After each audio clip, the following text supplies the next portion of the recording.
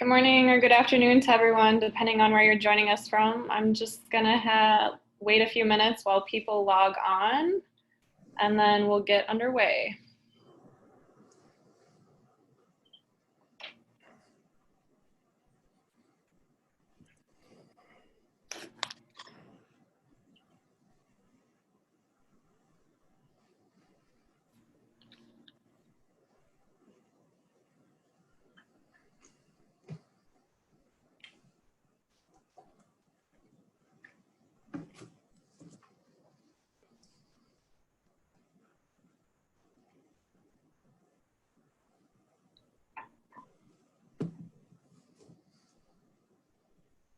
All right, so I think we're ready to go. Bonjour, hello everyone. Thank you for joining us for today's webinar, Honoring Traditional Indigenous Knowledge as Potential Cancer Prevention, presented by the American Indian Cancer Foundation and Roswell Park Center for Indigenous Cancer Research. Today we will be exploring Indigenous Lifeways as potential tools for cancer prevention. A growing body of evidence substantiates the use and effectiveness of both integrative and holistic interventions along the cancer care continuum. Upon further examination, these principles of ancestral knowledge have been deeply embedded within contemporary medicine. This presentation seeks to bridge the gap between cancer prevention research and the pillars of traditional Indigenous lifeways. We will be discussing how ancestral activities are related to reducing the risk of cancer.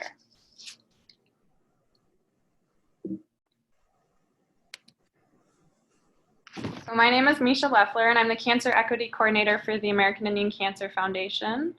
I am an enrolled member of the Bay Mills Ojibwe Indian community located in the Upper Peninsula of Michigan. So this picture that you see here on the right is a view of Gitchigami or Lake Superior from the shores of where my tribe resides today. I am honored and grateful to be joined by my co-host, William Mabey. Scano, everybody. Hello, and I'm thankful you are well. Thanks for joining us today. It's a beautiful day here in Western New York. My name is William Mabey. I'm the Community Relations Coordinator for Roswell Park Center for Indigenous Cancer Research. I am from the Seneca Nation. I currently reside on the Allegheny Territory, which is about 1 hour south of Buffalo, New York. The picture that you see in the presentation is a picture of the Ohio, or a beautiful river. This is a staple of the culture here in the Seneca Nation. So grateful I could be here today.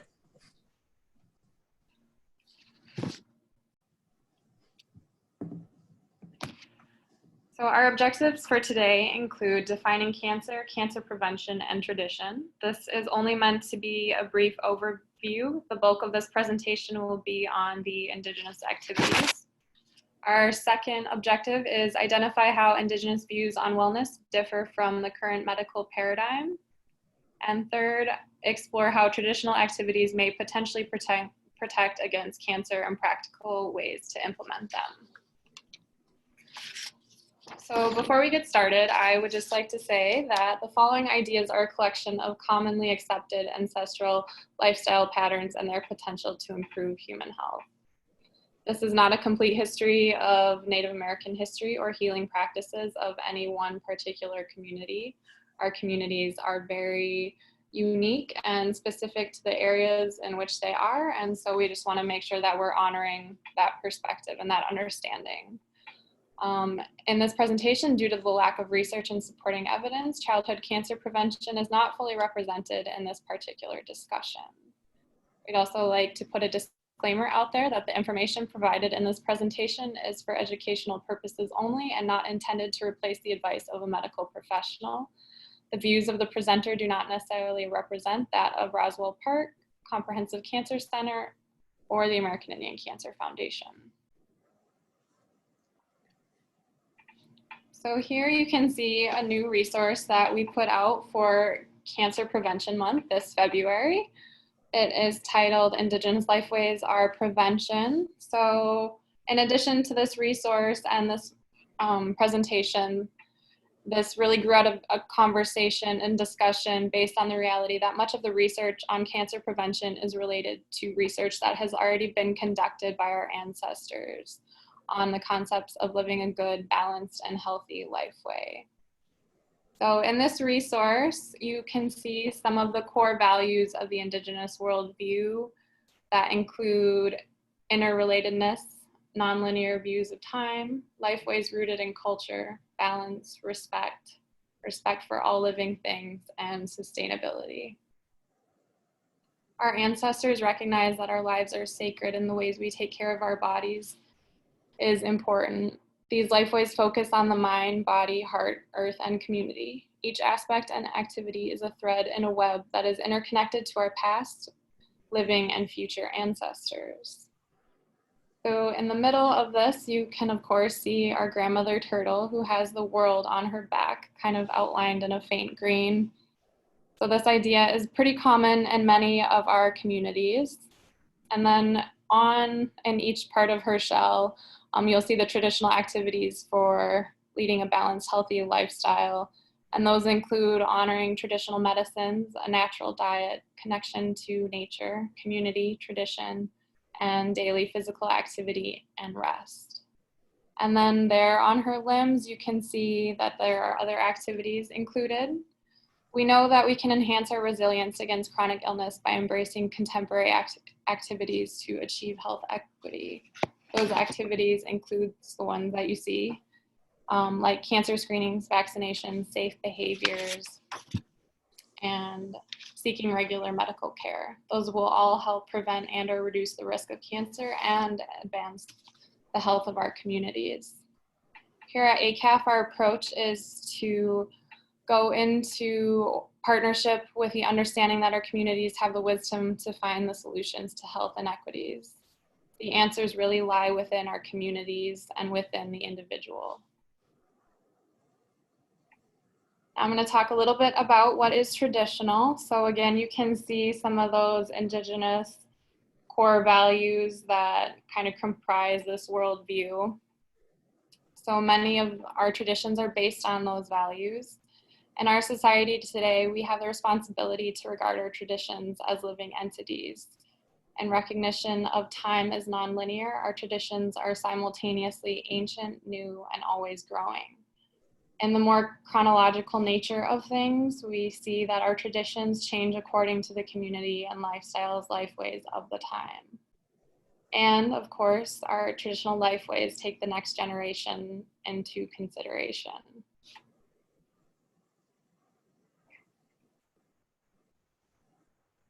So a little bit about what cancer is. Cancer is a collection of related diseases with various causes and contributions. In all types of cancer, some of the body's cells begin to divide without stopping and spread into surrounding healthy tissues. The cancers can be solid or non-solid, as in blood cancers. Cancer burdens among American Indians and Alaska Natives can be seen here. So cancer in American Indians and Alaska Natives is the #1 cause of death for women and the second leading cause of death for men. The most commonly diagnosed cancers for women are breast, lung, and colorectal cancers. For men, the most commonly diagnosed cancers are prostate, lung, and colorectal. Lung cancer is the leading cause of cancer death for men and women. Other leading causes of cancer death are prostate, colorectal, and breast cancers. These rates vary by region. For more information, you can visit the American Indian Cancer Foundation's website to find our cancer burden booklet that outlines this information in more detail. So do we know the cause of cancer? The prevailing wisdom is that because DNA or gene damage is in the nucleus of the cell and isn't present during cancer, cancer is therefore a genetic disease. Relatedly, inherited genetic mutations play a role in only 5 to 10% of all cancers.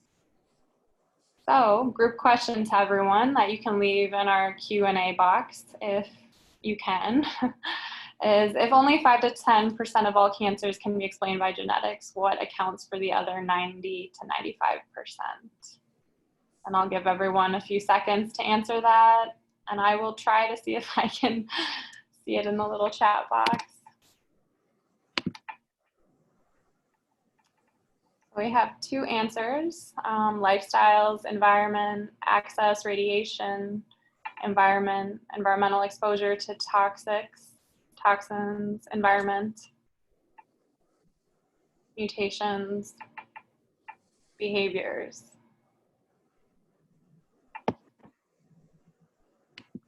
right, thank you all for contributing.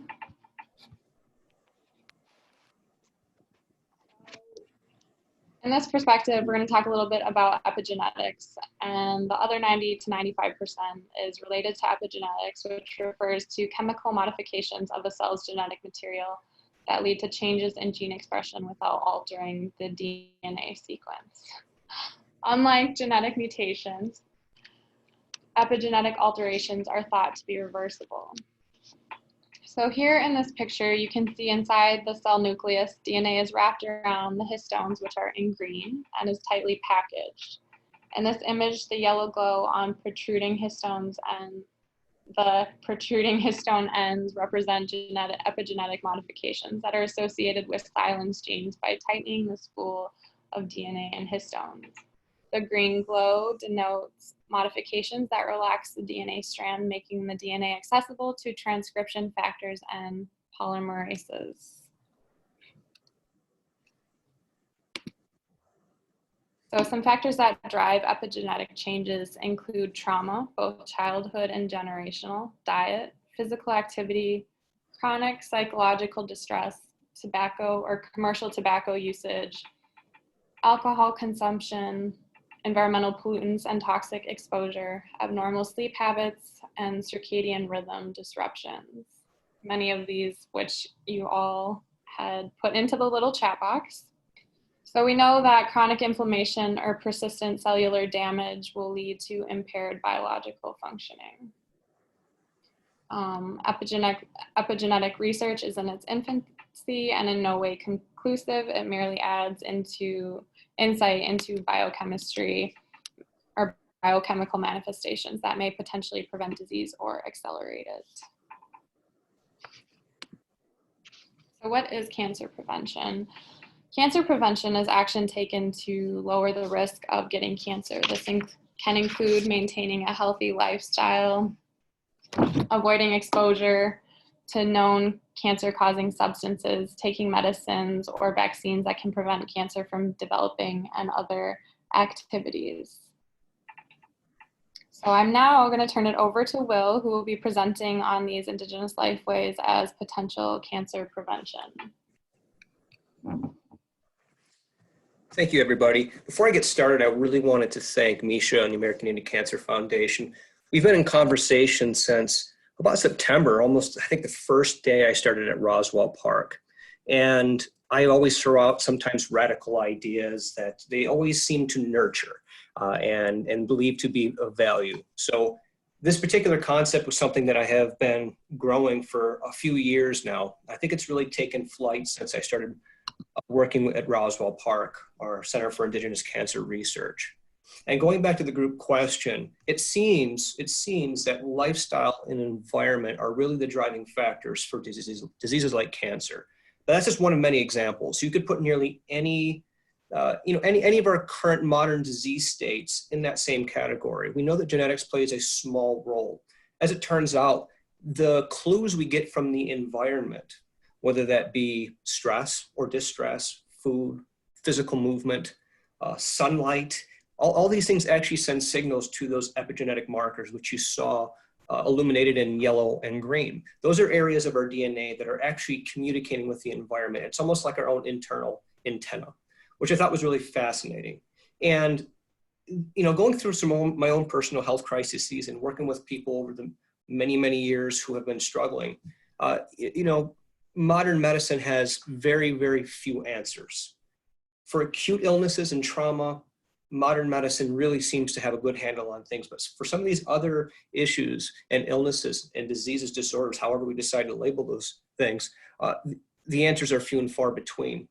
And what I discovered through digging through research and listening to the elders in the community was the answers probably are within the communities themselves. So looking at these principles, I think what we agreed on was there was 5 main principles that we could summarize this with. So some of these ancestral principles as cancer prevention are movement medicine, which is, we literally mean physical movement or physical activity. food medicine, herbal medicine, nature medicine, not natural, but nature medicine, and mindful medicine. And when we dig through some of the literature and scientific references, we see a lot of compelling information that really shows, not conclusively, that's not how research works, but we can see that those 5 elements have a profound effect on our risk for developing cancer. And I think we believe that those principles are deeply embedded in all indigenous cultures from all over the world, not just here in North America.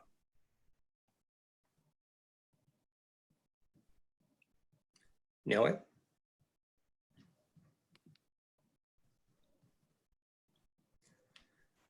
so without making sweeping assumptions about all indigenous perspectives, what we try to do is gather some ideas from various communities, combine them and see what are some commonalities.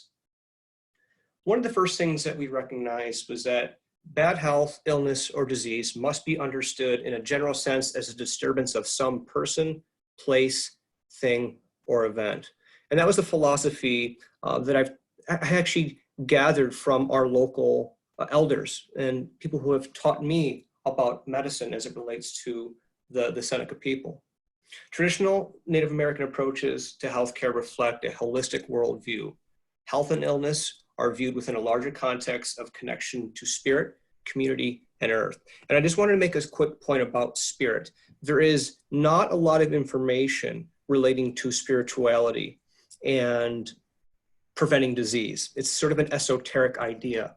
But what I feel is missing from this presentation, and it's not because we don't find it important, it was because it's very, very difficult to conceptualize and sort of use data to explain spirituality, okay?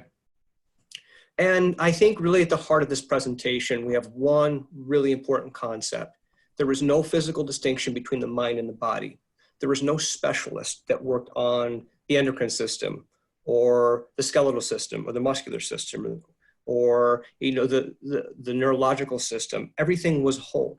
And I believe this picture demonstrates that, those values. In the image, you can see that this healer is using both physical medicines, but it's also praying to his creator to help this woman in need. That is a common theme we're going to see throughout this presentation. Anyway. All right, so let's start with our first lifeway. And as Misha had mentioned in her first slides, these are some of the concepts, the Indigenous Lifeways, that we feel pretty confident can make a meaningful impact in reducing our nation's risk for developing cancer. And sort of in this holistic spirit, I want to just make mention that although we are discussing cancer, this really is applicable to most diseases. So I broke this down into 5 compartments. The first compartment is the traditional value. What have we been able to gather about the traditional value as it relates to a strong physical body? Some of the traditional values that I've gathered is, strong body was needed for survival, family, traveling long, long distances, war, community stability, and competition. And I've often referenced this in my work here locally in Western New York, but there is a book called The Wisdom of the Seneca. This book was really eye-opening for me. And one of the themes that I took from that book, among all else, and this was an oral storytelling type of piece of literature, it was not research. It was that the traditional Seneca took great pride in their bodies.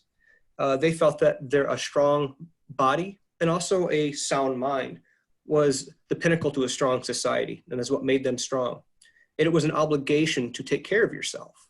And I think that is something that I think falls by the wayside in modern society. We forget that we matter and we have to nurture ourselves. And a lot of the concepts we're presenting in this webinar today really exemplify that. So the next compartment that I looked at, I thought was really important to kind of hash out was, what does the present day language look like?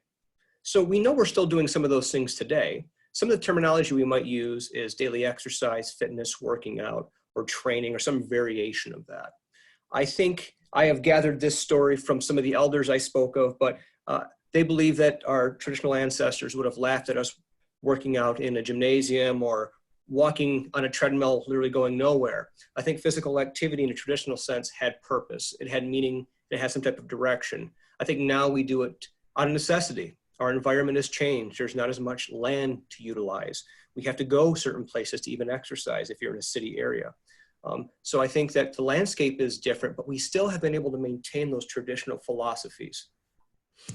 Some of these common traditional Native American physical activities, walking very, very long distances, the kind of distance that we couldn't even comprehend today. This was commonplace to get from one territory to the other. Lacrosse, fishing, hunting, foraging, snow snake, and dance. These are just a few examples. And I'm sure that in the various communities, for people listening in, you may have a different perspective on that, but those are some of the more common ones that we were able to gather. And I think that those traditional Native American physical activities really exemplify the infrastructure of what we're trying to achieve here today, is that these activities we know from research to be extremely valuable. And what's interesting, we can actually measure to a certain degree the implications and the benefit of those exercises. So some of the proposed cancer benefit of traditional movement patterns. So we know that walking long distance has a tremendous amount of benefit, or walking in general is tremendous benefit on our health. I think that goes without saying. We probably don't need to discuss that one too much. But things like hunting and fishing require a lot of physical exertion, but this is also a way to connect to the environment, which we'll discuss a little bit further in the presentation. And the reason I use the word proposed in these slides is because we don't exactly know what these mechanisms are. We can guess, we can use some blood tests and look at epigenetics, but these are only suggestive of what might be going on. I don't want to say guessing, but it's probably a good way to look at this. We're kind of guessing why these things work. We know that they do. We can measure statistically why they work, but the body is so complex, as you'll see later on in the presentation, that we will probably never know exactly what's going on. And that's a very humbling concept to wrap your mind around, is that with all this science and information that we are inundated with, we probably will never know the complexities of the human body and how it can, and the capacity it has to restore and heal. So some of those benefits are restored hormonal imbalances, including sex hormones, and improves a lethargic immune system. Now, I was in a previous life, I worked as a clinical exercise specialist, and this was right in my wheelhouse. It's probably the slide I'm most familiar with, and I probably could talk about this slide for the entire hour that we have. But what we do know about moving your body or not moving your body is your body itself begins to deteriorate, and this starts in the brain and works its way down to pretty much every system in the body begins to be less capable of being resilient to stress, and also less capable of dealing with the environment, as we mentioned in our group question. It becomes less capable of dealing with the environment. And I use the example quite often, but the brain, the center of what we consider consciousness, although that's debatable, we don't know that for sure. But when we stop moving the body, we can actually take MRI scans of your brain and watch it over time deteriorate. You literally lose brain matter and your capacity to think when you do not physically move your body. It literally only takes movement, walking, going outside. We're not talking about going into a gym in this context, but simply moving your body can mitigate that process. Regular physical activity or moving your body lowers chronic inflammation and oxidative stress. That could be another topic for another hour, but what I'll just say about that is we believe that what precedes most diseases is this chronic state of injury to the cells inside the body. And there can be many reasons for that. And we mentioned some of our lifestyle slide, the environment, environmental toxins, stress or distress and trauma. These can cause inflammation in the body, which we can actually measure in blood tests, which is really fascinating. We can measure this low grade chronic inflammation for many, many, many years. And that seems to be a paramount I think precursor to cancer is chronic inflammation at a cellular level. And that's beyond the scope of this presentation, but I think it helps to put in perspective how activities like moving your body can actually mitigate that process and get your body rebalanced. Evidence suggests a strong protective effect of physical activity on colon, but not rectal, breast, kidney, endometrial, bladder, esophageal, and stomach cancers. There's limited evidence for the same benefit on blood cancers, head and neck, pancreatic, prostate, ovarian, brain, and endocrine-related cancers like thyroid cancer. That's not to say that there is no benefit. I believe there probably is. There's just not enough information for us to make an assumption one way or the other. And the last box here that I included was consideration. So there's always a caveat. You know, I think that given I personally work in a research setting, there's always a caveat. We always have to look between the lines. We don't want to make broad sweeping assumptions and steer people the wrong way. So a few considerations are, there is no consensus on the optimal frequency, intensity, time per session, or the type of exercise optimal for cancer prevention, which will lead us into the next couple of slides. I'll talk about that a little bit further. Existing research on physical activity and cancer prevention does not fully represent all ethnicities.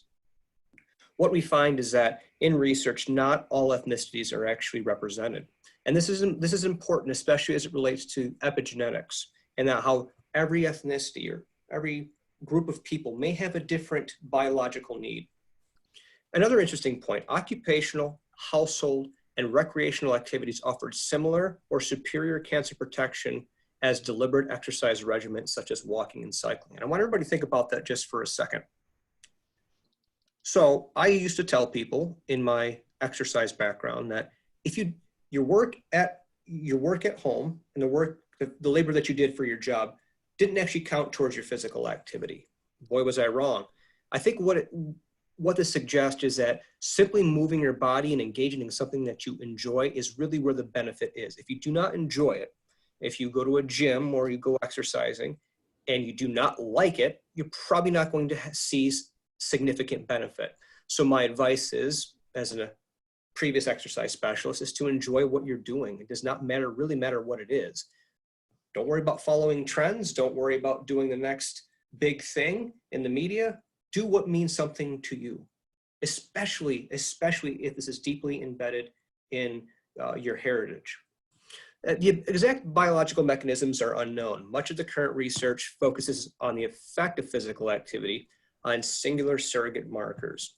And this is a reductionist approach that you'll see commonly when we mention some of these more scientific oriented type of information, is we try to dumb down or dilute aspects of something much, much larger to understand how it works. And really we believe that how it works is because the whole system as a whole is working, not just one part over the other.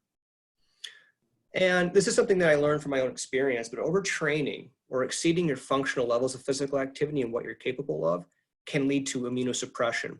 And immunosuppression is a stunted immune system. The immune system loses its capacity, its full capacity to recognize those environmental threats, as we mentioned in our previous slides.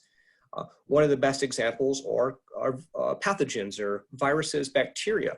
When you exercise too much, then you can actually lead to immunosuppression, and you're more susceptible to colds and flus. And on a much, much larger scale, if we're pushing ourselves to the brink and burning the candle at both ends, we know that that chronic distress can potentially lead to various types of cancer.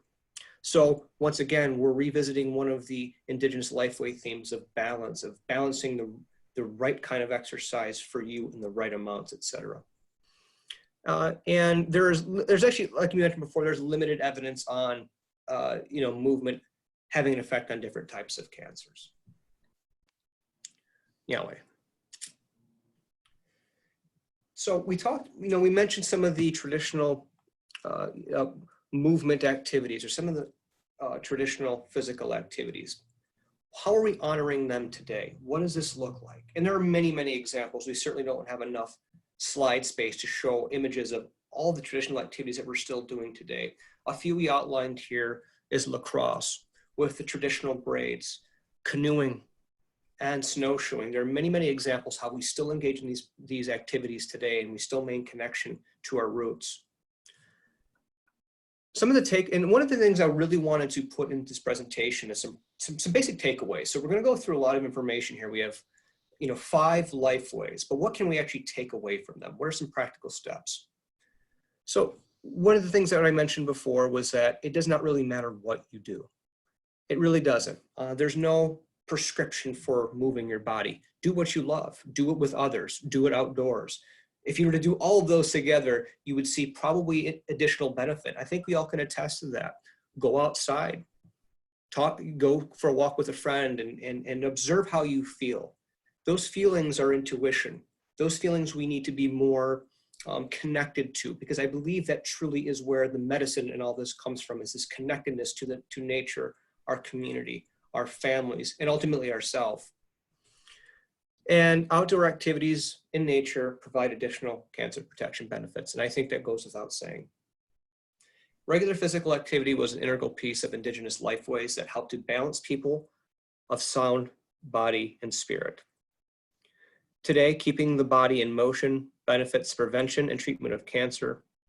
And I think that even though, traditionally we did not have a concept of body and spirit, maybe in a separate sense, to put that in context, the entire body, when we are moving, benefits every part of our lives. And I think if we extrapolate that and we move it forward, we can see that this has profound implications on disease prevention, particularly as it relates to cancer.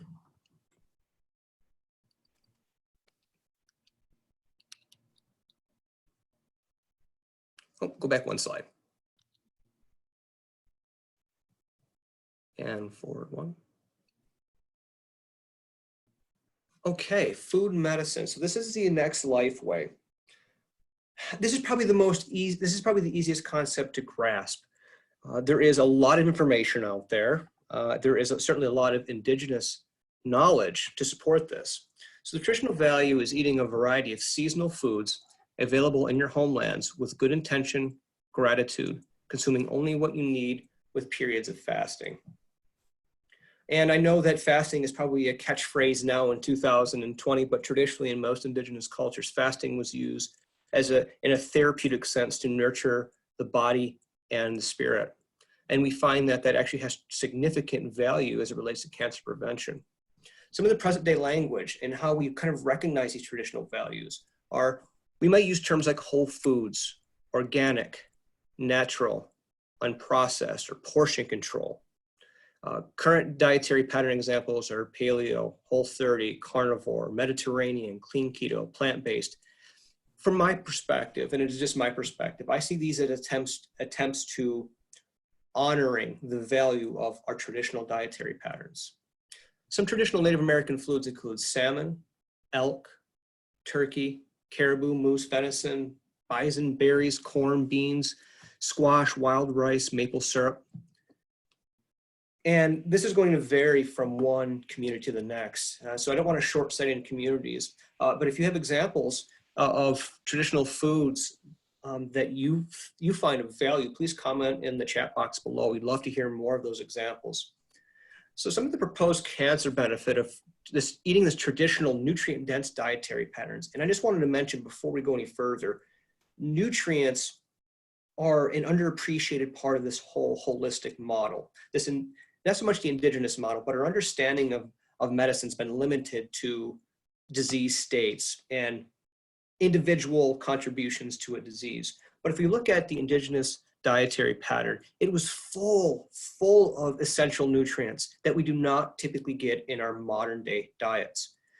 By essential nutrients, I mean vitamins and minerals, phytonutrients, and even water. Water is not talked about very often, but this was a staple of indigenous life. And we know that those nutrient-dense foods, or from these ancestral eating patterns, offer a more capable system in the body. So there's many systems that interact and communicate with one another. If one system is off, the other system has to compensate or find a way to maintain balance within the body. So these nutrients drive many of those processes. And without them, these processes begin to suffer or slow down. There's a very interesting theory in the world of disease prevention called the triage theory. When we don't get enough one nutrient, we'll use a vitamin, for example. We don't get enough vitamin, for example, in our body over a very long period of time. That vitamin and the processes that need that vitamin to function begin to slow down over time. And so essentially, the body will steal from other parts to maintain balance at the expense of that particular process shutting down. And over time, when a process or cells in the body begin to shut down, we can start to see disease states manifesting, and cancer is no exception. We also know that food offers nutrient-dense food versus energy-dense foods supports a healthier body composition and energy balance. That's a very vague statement. We really don't know exactly why having a lower body composition. We can postulate that it could be hormone related, it could be inflammation related, but we know that having a more, a leaner body composition with less adiposity or body and visceral fat provides protection against cancer. And these foods that we mentioned, just a few of these examples, are very, very nutrient dense, meaning they may not always contain a lot of calories, which is how we kilocalories is actually the correct term, but it may be full of nutrients, but not necessarily full of energy dense food. Now, a common modern day diet is very, very rich in energy. Lots of carbohydrates, lots of processed fats, and if you're lucky, there's some protein in there. And that's really been the focus of a lot of research and our understanding of disease prevention. But really what we're seeing now is more of a trend pushing towards the quality of food matters more than the quantity. It's usually a balance of both, but that's a simple way to kind of look at this. Another interesting proposed benefit is fasting. Fasting mimicking diets, time-restricted feeding offer a protective effect on some types of cancer by blunting tumor cell signals. Now, this is not always the case. Sometimes what we consider a good thing for one particular kind of disease or cancer in this case may actually make another cancer worse. And this is why research is so beneficial, is teasing out some of these ancestral lifeways and seeing what ultimately what their effect is on preventing cancer. What we mentioned earlier, nutrients interact with genes. We call this nutrigenomics. And these alter your gene expression. So those little yellow and green lights begin to turn on and fire and start to really rev up or slow down processes based on the environment. And this may be indicated in certain biochemical cancer pathways. And that's beyond the scope of this presentation. Ancestral diets support a more diverse microbiome that offers protection against numerous inflammatory diseases, including cancer. And for those not familiar, microbiome is a way of sort of taking this idea of bacteria that has a sort of a beneficial role in our body. And we have microbes everywhere in our bodies, from our brain, inside of our brains, to our skin, to our GI tract and sinuses. Dietary pattern appears more significant in preventing cancer than the individual food or the nutrients. It really seems that it's a combination of the benefits or the properties of the whole dietary pattern that really is showing the true benefit, not vitamin C or not the individual food, it's not the kale necessarily, it's the whole pattern. It's the interaction of us with the food that really seems to be true disease prevention. And as I mentioned earlier, we don't talk much, in terms of food, we don't really talk about water, but water is an essential part of this whole equation. We could assume that our ancestors were drinking high quality uncontaminated water. By high quality, I mean, obviously it's uncontaminated, but it also contains lots of dense minerals of the earth. As it turns out, many issues that arise from the body arise from these deficiencies in these essential nutrients. And without those essential nutrients, such as the minerals in the water, we can't adequately hydrate. And we can't adequately hydrate, the cell begins to become inflamed and damaged. If you look at that first picture, one of the first pictures we had in the presentation of a cancer cell, you'll notice that a cancer cell looks destroyed. It's the cell wall is blown out and the cytoplasm is leaking all over. That cytoplasm is essentially water. That is the water we take from our environment, we push into the cells. So we need, as part of this whole vision of how we prevent cancer, we have to really look at the way we are hydrating our bodies, because as we all know, our bodies are mainly water. A few considerations, which I won't go over all those today, but a few of them are limited evidence on the clinical applications of specific traditional diets and cancer prevention. We know that some ancestral eating patterns seem to offer benefit, but there has been very little work that has investigated specific communities and how their traditional diets may prevent diseases. So a lot of what we're taking are maybe some assumptions. I think they're safe assumptions for the most part, but I think we definitely need to look further into individual communities and their specific dietary patterns. Many of the nutritional information that we kind of gather this information from some of these proposed cancer benefits, they're oftentimes conducted in a test tube or on animal models, which doesn't always translate into human health. And the last thing I'll mention for this particular slide is that nutritional and fasting interventions differ. Each individual may respond differently to a given intervention. So we want to try to avoid saying that one thing will help somebody else when we don't fully know. I think a lot of what this boils down to is self-experimentation. So if you're really looking at these lifeways and you're convinced that it could be beneficial for you, you have to experiment. There's no one person or no doctor or specialist that can tell you exactly what you should or should not be doing. Your body will give you clues. Your spirit and your mind will give you clues if this is the right thing for you. Now,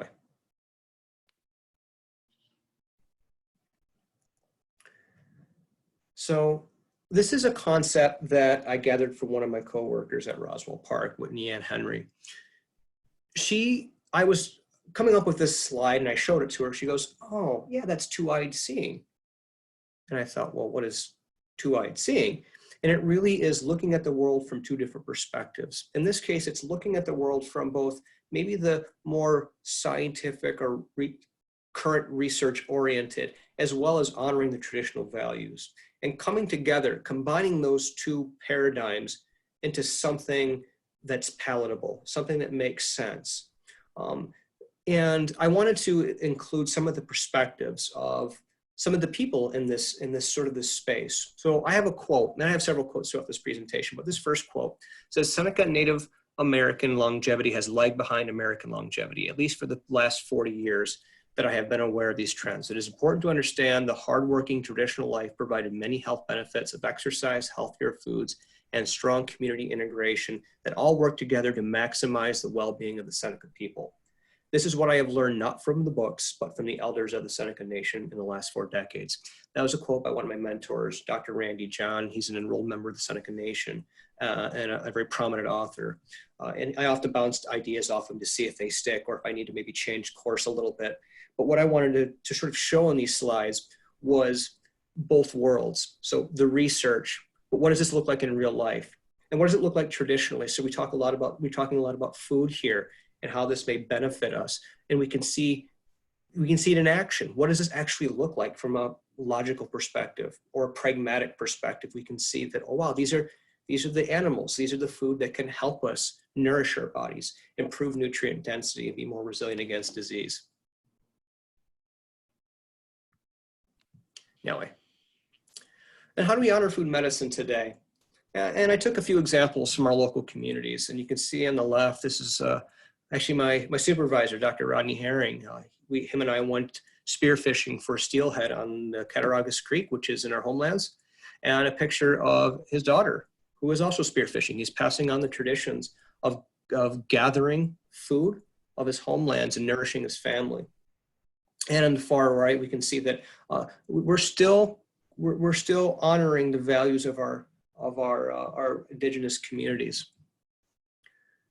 So what are some takeaways and practical steps? Traditional indigenous foods demonstrate significant protection against several forms of cancer. Growing, cultivating, and eating your own local ancestral foods as often as possible supports a good mind and a strong body. And honor food by consuming only what you need to sustain you. Now, this is another really interesting area, and it's very, very complex. So I'm going to try my best to explain some of the most important concepts here. Herbal medicine, and this is a very, very fascinating topic because a lot of our common chemotherapy drugs are derived from our traditional herbs.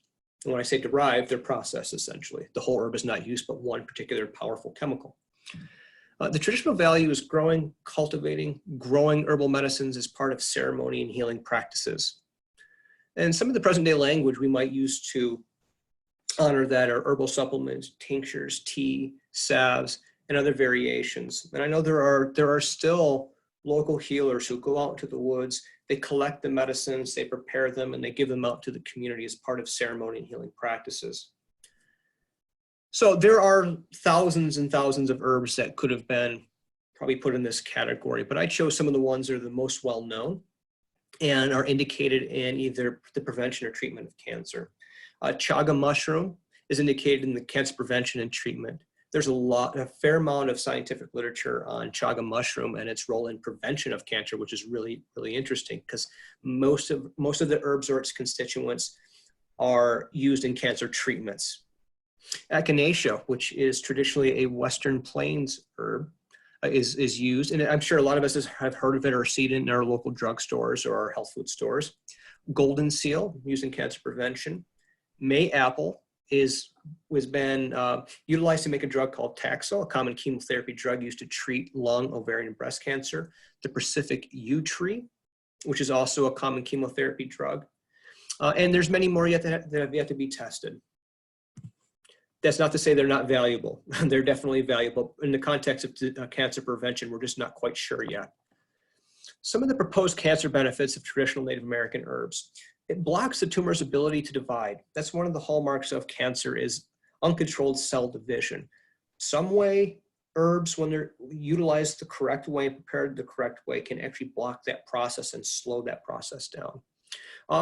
It can kill cells. It can literally kill cancer cells. Herbs have this intuitive knowledge within them to target not only pathogens like bacteria and viruses, but also cells that are not functioning, which is very interesting. At the same time, protects the healthy cells. Herbs stimulate non-adaptive immunity. This includes the fast-acting front line of defense, such as your skin, mucus, and white blood cells. We know that herbs can speed up the immune system or can slow it down depending on the herb. And we know that we believe, I shouldn't say we know, but we believe that there's a certain amount of immunocompromise preceding cancer prevention. And so you may be able to see that connection between how important the role herbs might be able to play in disease prevention if it helps the immune system to work better and more efficiently. The immune system often gets very sluggish, especially without these essential nutrients and integration of some of these lifeways. We know that the immune system becomes less capable over time. Herbs may enhance the body's ability to remove harmful carcinogens, which I know is a big concern with our communities in Western New York, as there's a lot of Superfund sites and toxic exposures. And herbs offer this capacity to help remove. And we can measure this through urine and through blood and all different types of sweat is another good example of how we can measure how these herbs are able to push these things out of our bodies.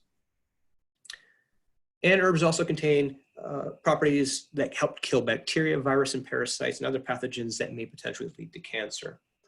So I'll go over just a quick of these considerations, though, so we don't want to make any sweeping assumptions. And I think traditionally the spirit of the plant or herb was traditionally believed to have the true healing properties. It wasn't so much the chemicals, it was the connection that it had with the spiritual component.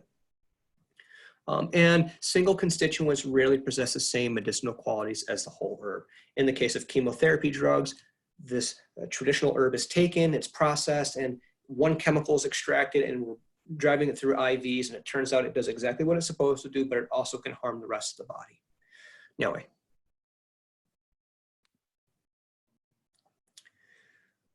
Here's another quote in terms of our two-eyed seeing principle.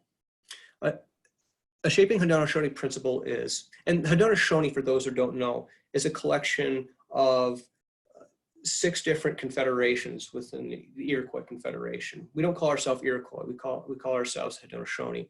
It's a strength from awareness of purpose, thoughts, and action towards well-being. And you can see a few examples of research and an illustration of some of the herbs that we had mentioned in the previous slide. Anyway. And how are we honoring herbal medicine today? Traditional indigenous herbs spanning across the world have potent anti-cancer properties.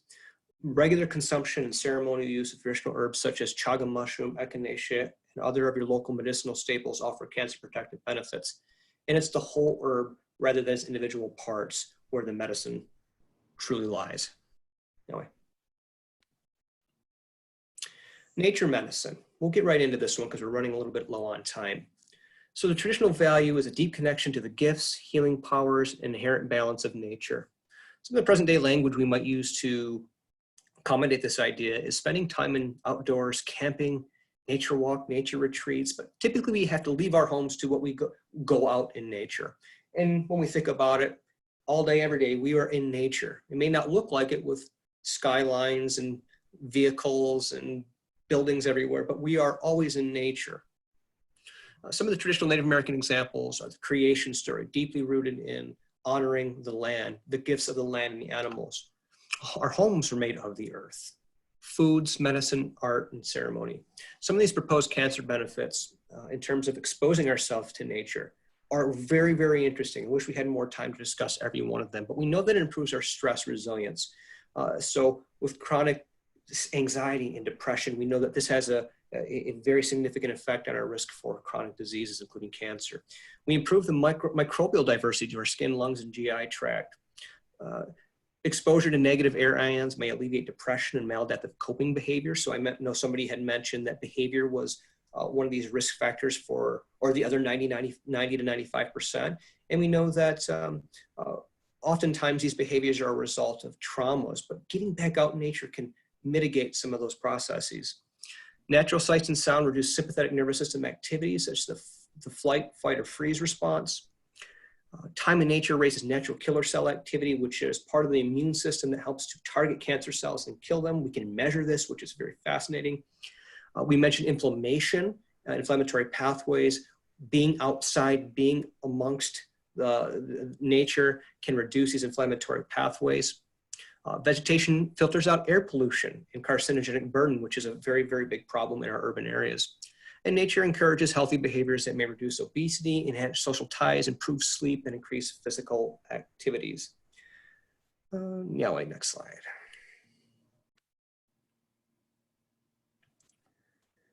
And once again, you can see some illustrations of how our traditional interaction and even some of our current interaction with nature is so important. I have a few pieces of research here that exemplify that. And on the right, you can see a detailed illustration of how exactly this might work, how exactly a walk in nature may eventually translate to better health outcomes. Anyway. So once again, how do we honor nature medicine today? How do we and how are we? We must reconnect with the land and environment often, bringing balance to ourselves, from journal articles and grant writing to the woods for walks, fishing, and good chats. We know that some of the takeaways and practical steps here, nature was traditional indigenous life. It was not a destination. And I just want to make a mention, there's two pictures in the middle there. And if anybody could tell me what those two pictures have in common, I'd love to hear it. But what they have in common is that they're the same body of water. This is the headwaters of the Allegheny River, and the right of that is the actual Allegheny Reservoir, which is pretty profound to see such a trickle of water that comes out of a natural spring in a different state creates such an important symbolic element of nature for us. Spending time in nature lends many potential health benefits, including cultivating a cancer protective physiologic environment. I wish we had more time to dive into that, but it really shows that our bodies change when we get these cues from the natural environment. And these cues seem to be suggestive of the potential to reduce cancer. And oftentimes, it's really the personal way in which you spend time in nature that matters more than what you're doing. So if you don't like doing something, do something else. And I think that there's reason to believe that there's tremendous benefit in that. Anyway.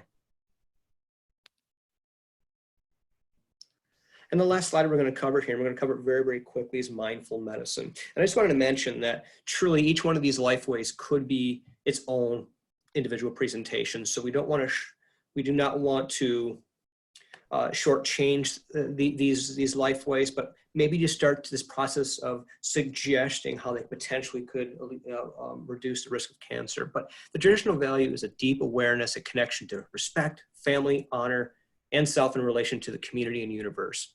Some of the present day language we may use: mindfulness, meditation, faith, gratitude, relaxation, rest, sleep, and balance. A few traditional Native American examples are ceremony, longhouse, and sweat lodge, and other spiritual ceremonies. Taking only the food and resources that you need and no more. I would say that's a very, very mindful practice. Expressing gratitude to the gifts of the land, dancing, art, non-doing, not always being so busy and taking time to nurture yourself and and connect with your community.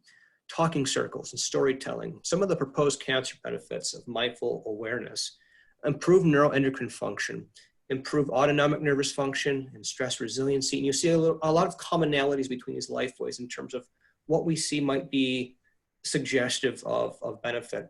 Improve awareness and consideration of healthier lifestyle and choices.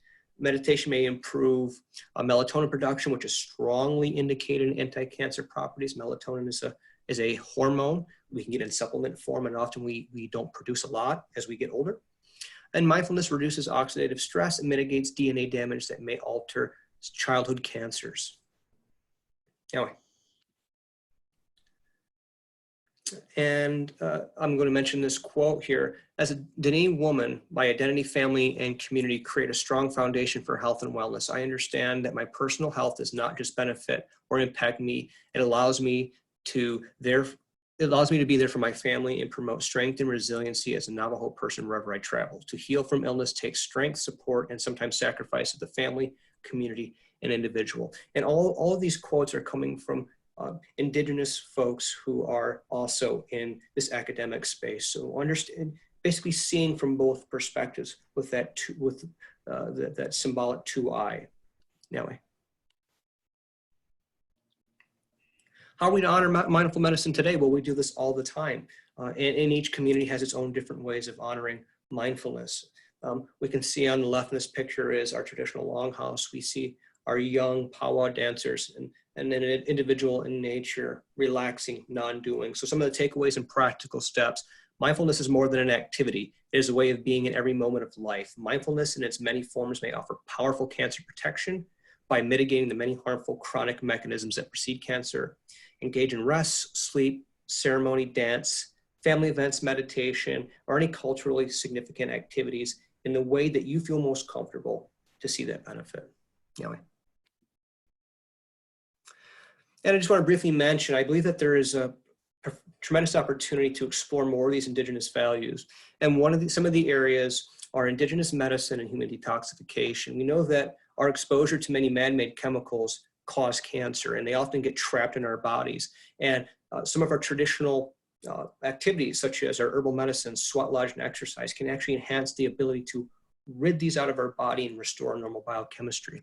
Indigenous epigenetics or Indigenous disease resiliency and historical trauma. I believe these may give us some future insights how we can best shape our communities and improve the wellness and health of our communities. Anyway. I just want to quickly mention this story. I was thinking about examples of how I could truly relate to the content of this presentation, and it truly comes from my heart, from personal experience, from professional experience. And over the winter, I've done a fair bit of ice fishing on our traditional lands. And I've had this very strong urge to go fishing and consume the fish. Normally I don't do that. And every time I go out and I take something from the land, I feel a certain amount of guilt. It's hard, it's difficult for me.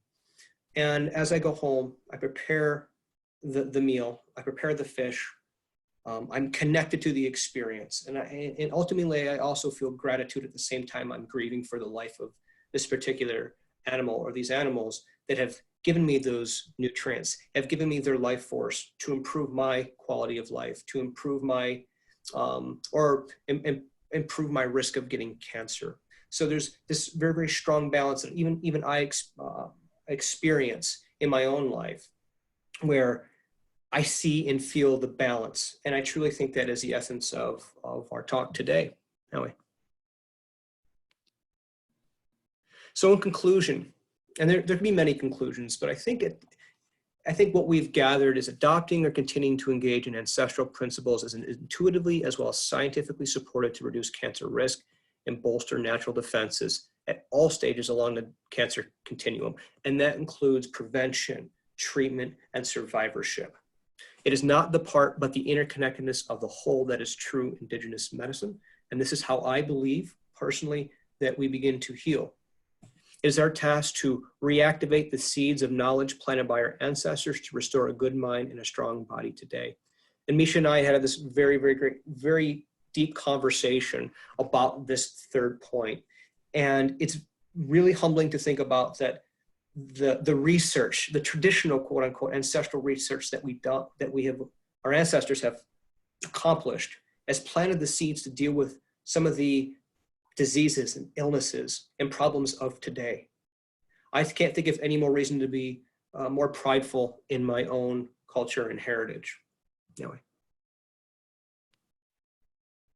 A special thanks to Dr. Rodney Herring, Dr. Randy John, two of my mentors and supporters, and Josie Raffalito, who provided a quote as well. And she is an important member of our Center for Indigenous Cancer Research. So I really appreciate the perspectives, as well as our ancestors, relatives, and future generations. This is an homage and honor to be able to present some of this information.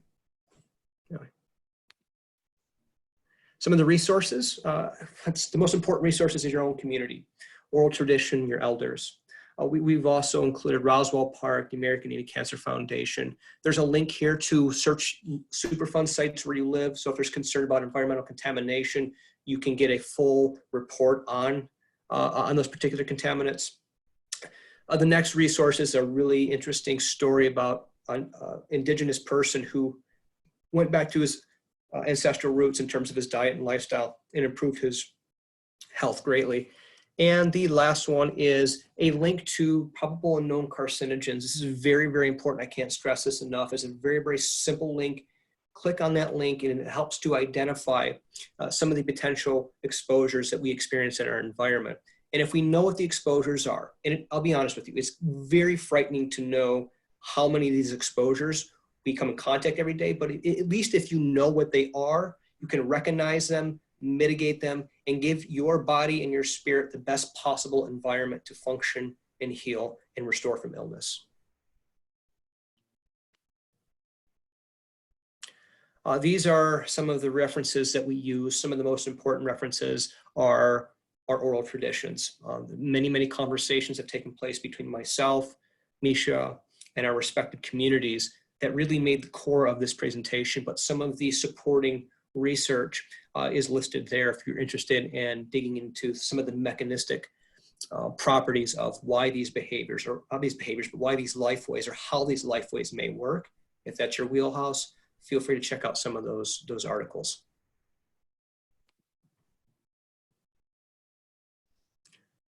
So we're going to open up for questions. I know we're kind of running a little tiny bit late. I think we did well for the most part. But if you have more information and we do not have time to reach it today, you can contact the American Indian Cancer Foundation at the link below and the Roswell Park Comprehensive Cancer Center for Indigenous Research. And then please remember to fill out our evaluation. It'll help us create content that you are interested in. Miigwech, thank you to everyone who joined us for today's webinar, and Miigwech William for sharing your insight and expertise. We are very grateful for you guys all participating, and we hope that you have a wonderful day. Gigawabaman.